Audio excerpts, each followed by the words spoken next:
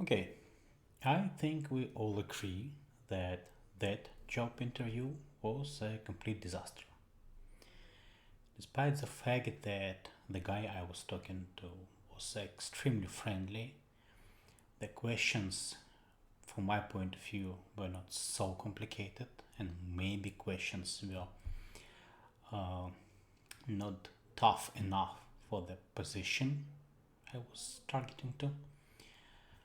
Even with that, I was able to screw up that interview as well.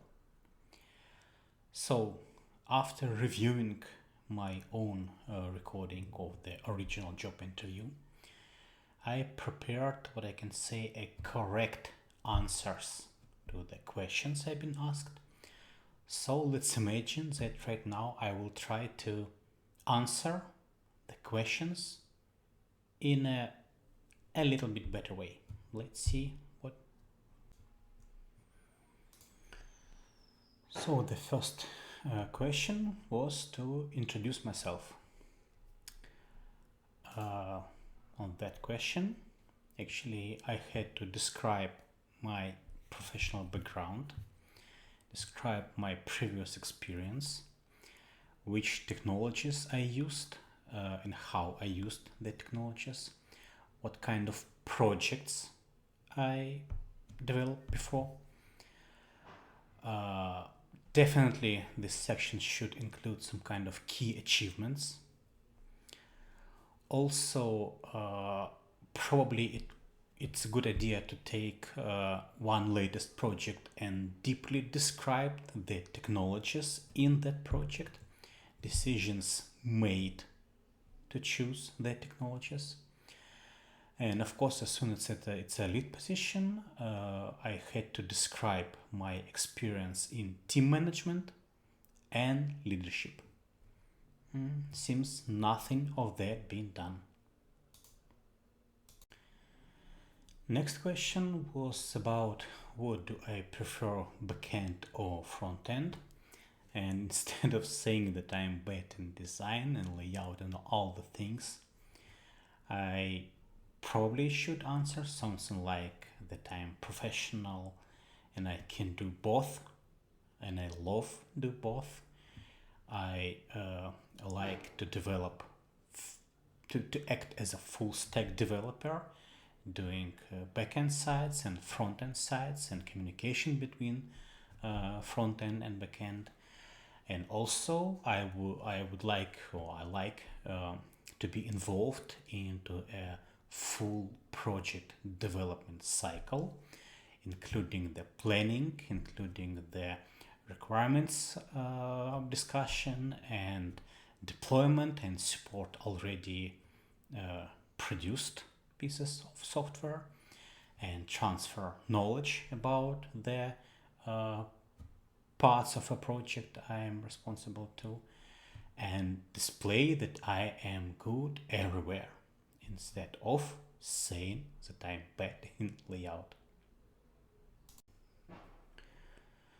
Okay, the next one is pretty common question from a behavioral part of the job interviews is how do I handle conflicts with the coworkers?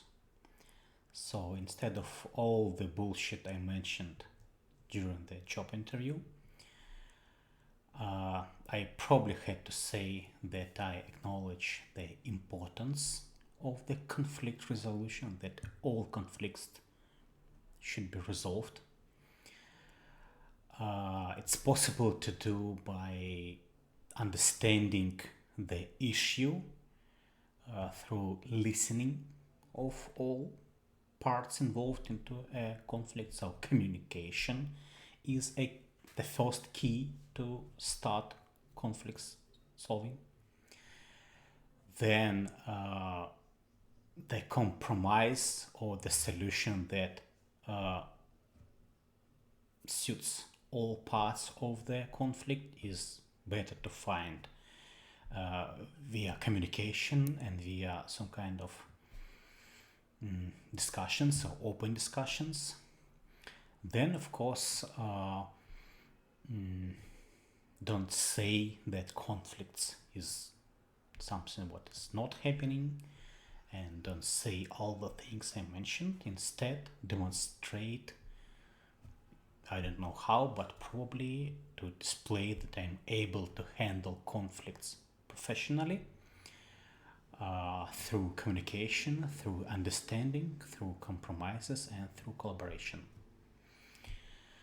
As usually, screwed up that question as well.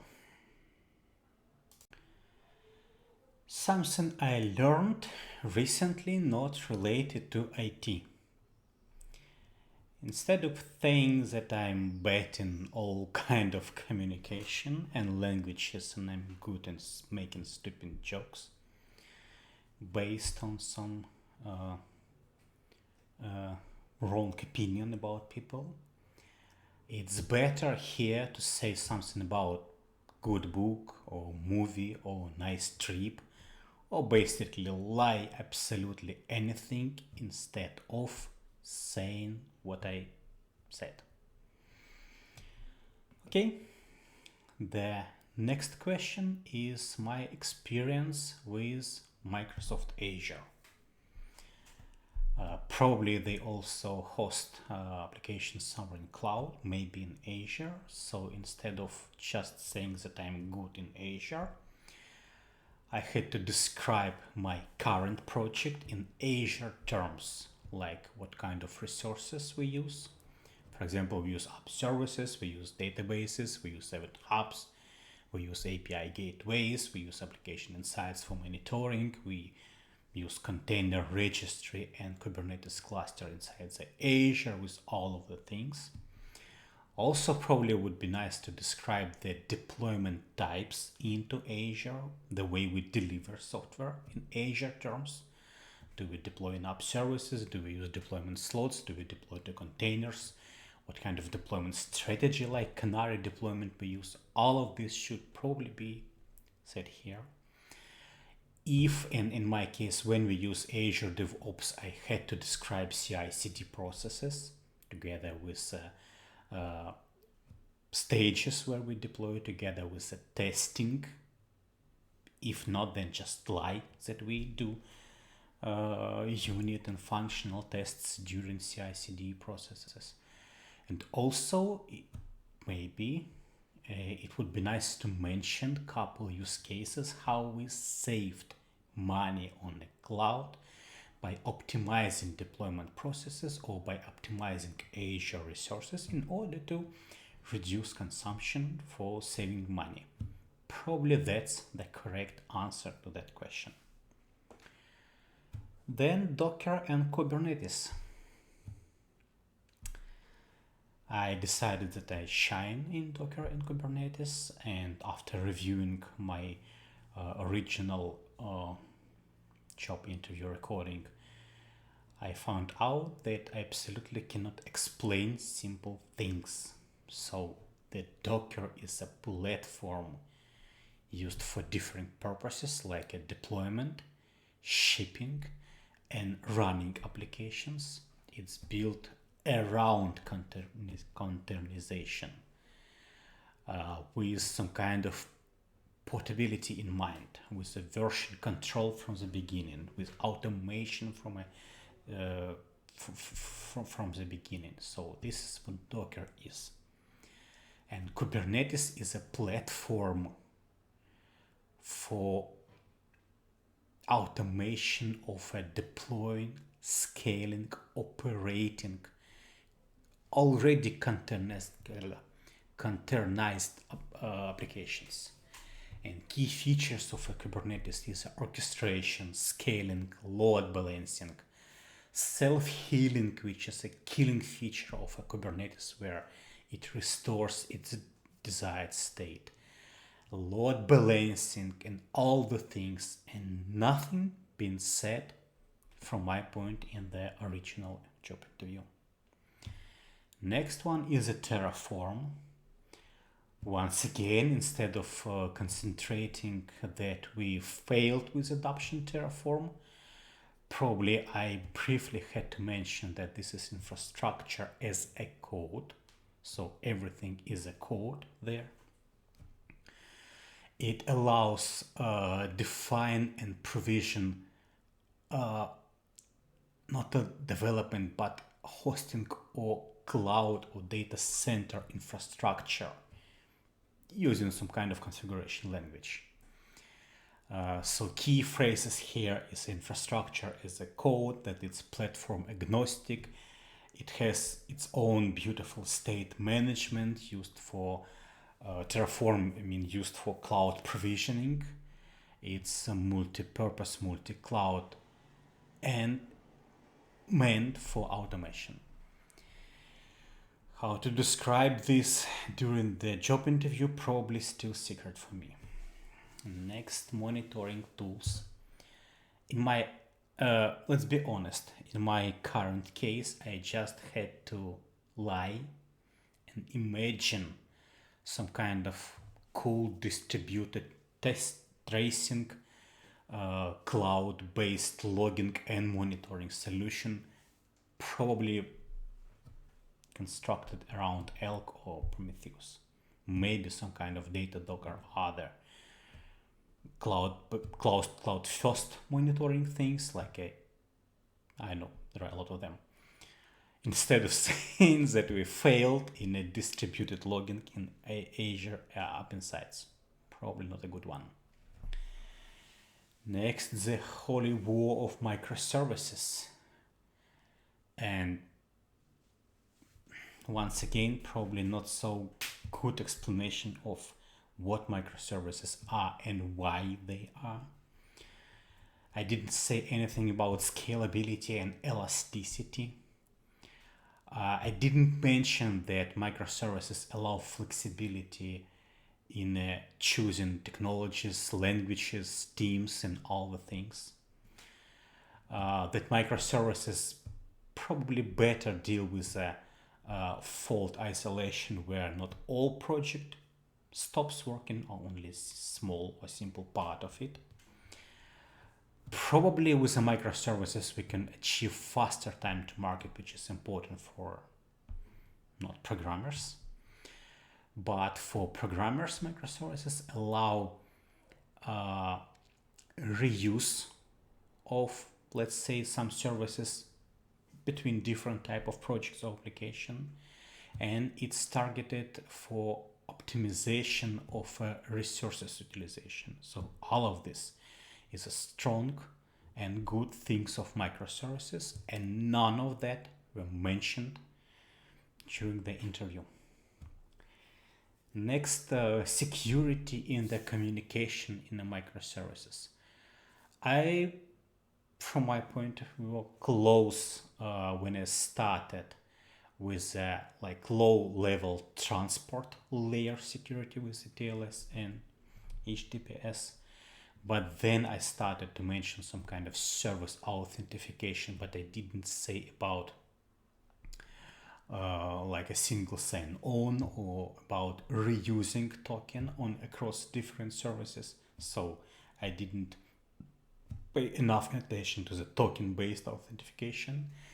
And another one, security issue with communication in the microservices is the logging and monitoring, where we need to understand where we write logs, what we monitor, what kind of data persisted in the services. Is it possible to find out from a logs original like a problem or leakages or some kind of issue with the microservices?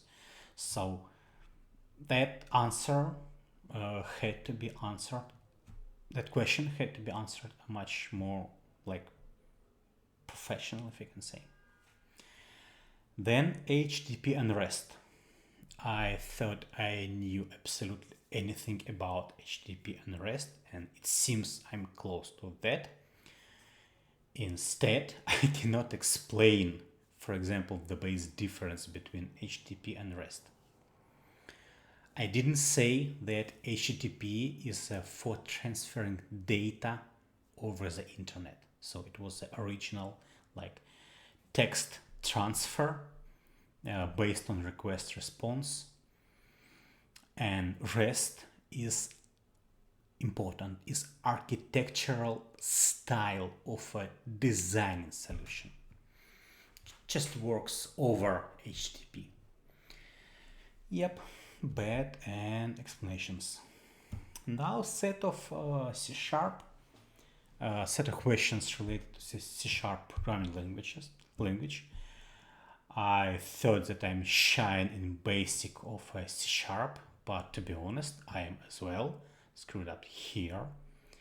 And the first question was about access modifiers for classes, for members.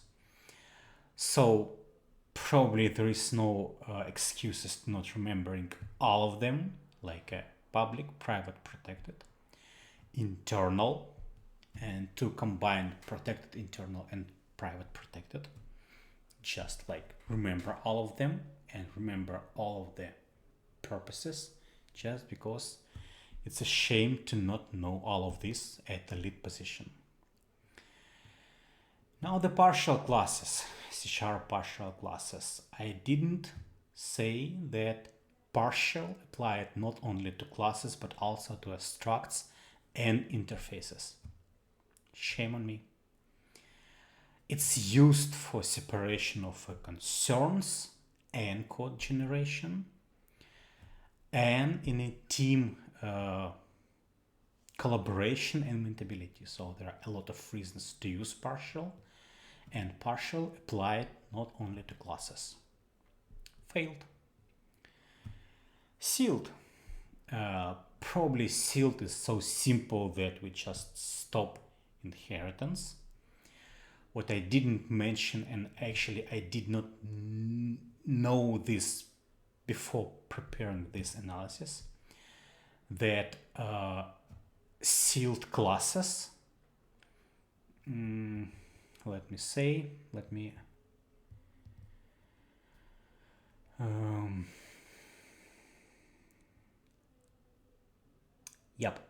it's improving performance.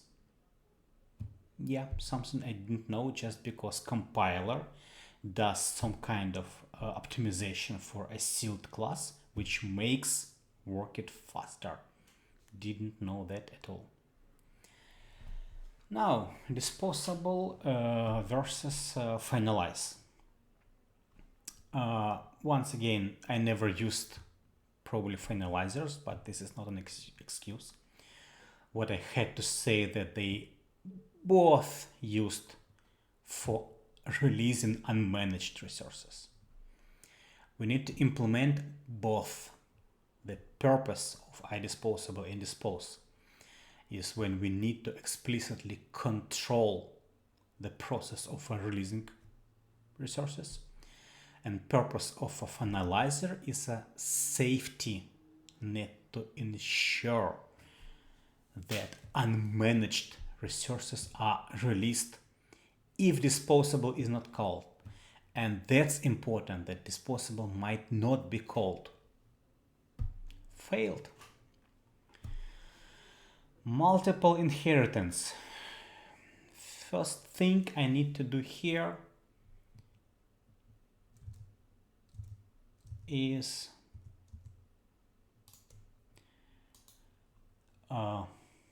stop saying that multiple inheritance is something what is related to C. Obviously not. To C++, there are no classes in C, and I just failed even naming a language where multiple inheritance of a classes is allowed.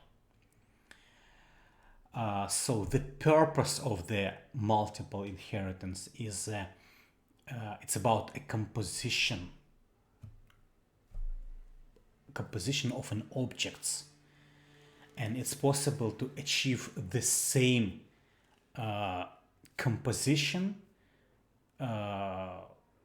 with existing like multiple inheritance of an interfaces and without multiple inheritance of a classes, but instead like have internal implementation or instantiation of multiple classes. So yep, failed on that as well. Finally, set of questions about React React, I don't know, library, framework, how you name it. So the element versus component failed here as well because React element, it's a question about not HTML element, it's about React elements. And they are smallest building blocks of the application, and elements are immutable. It's a plain JavaScript objects that represent a virtual DOM node. Instead of React component is a like functional or class-based components. They have some kind of behavior. They accept input via props. They have mutable state. They are reusable, and they have render method. And idea or like purpose of the component is to do encapsulation of the like data and behavior. Failed here as well. React state. First of all, state is built in React. It's a built-in object. It's a part of React. Forget. React state is mutable. React state is local to the component. And mutation of a state also triggers re-render, which I didn't mention during the job interview. I also didn't say anything about use state hooks and hooks in general. I also didn't say that mutation or work with a state updates. All of these updates are asynchronous. Totally failed on React state. Props failed here as well because props are immutable. We don't change props. I didn't say that. We cannot modify props. I also didn't mention that props could have a default value if they're not provided. It's possible to like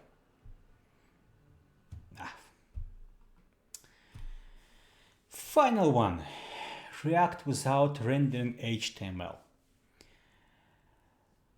Including the fact that I work as a full stack software developing React native client web applications, I didn't mention that it's possible to use React without rendering HTML, first of all in the React native.